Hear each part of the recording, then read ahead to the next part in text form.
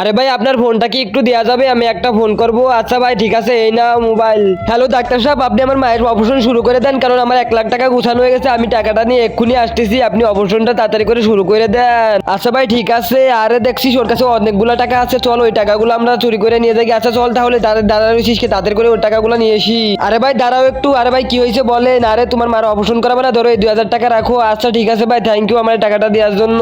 আরে দেখ এই বলদ বিকারের কাছ থেকে ফাইনালি আমরা টাকাগুলো মাইরেই দিলাম। আরে আমার তাড়াতাড়ি করে যাইতে হবে, অপারেশন শুরু হয়ে যাবে না। আরে কিরে টাকা গেল কোথায়? আমার কাছে মানে টাকা পড়ে গেছে রাস্তায়, যায় দেখি তো। আর ভাই ভাই আমার রাস্তায় কি টাকা পড়ে গেছে দেখছেন নাকি? আরে ভাই কি বলতেছেন এটা? আমরা তো রাস্তায় কোনো টাকা পড়া দেখি নাই। আরে ভাই এখন কি বলতেছেন? আমার কাছে তো কোনো টাকা নাই, এখন আমার মার অপারেশন করবো কি দিয়ে? খেলনা এই সাদা কালা সাবস্ক্রাইব বাটনটা টিপে যে সাবস্ক্রাইব করবে তার মা বাবা যেন 100 বছর বেঁচে থাকে, আমি দোয়া করে দিলাম। আর যারা এই ভিডিওতে একটা লাইক আর একটা কমেন্ট করবে তাদের মনে আশা যেন পূরণ হয়ে যায়, আমি দোয়া করে দিলাম। আরে আঙ্কেল একটু দাঁড়ান, এই নেন আপনার টাকা রাস্তার ভিতর পড়ে গেছিল, আমি পাইছিলাম, এই নেন। আর ওই পিচ্চিটা কি বলে? ওর টাকা তো আমার কাছে রয়েছে, এই দেখো।